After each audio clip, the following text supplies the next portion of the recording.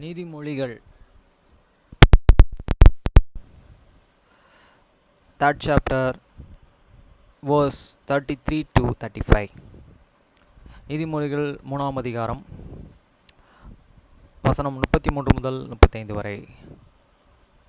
துன்மார்க்கனுடைய வீட்டிலே கர்த்தரின் சாபம் இருக்கிறது.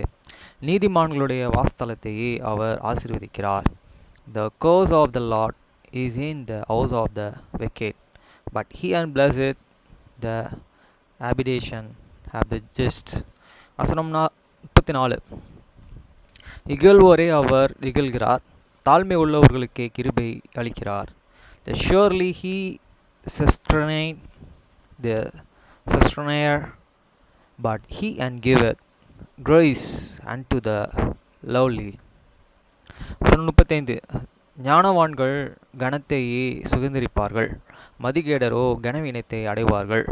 The wish shall inherit glory, but some shall be promotion of the foolish.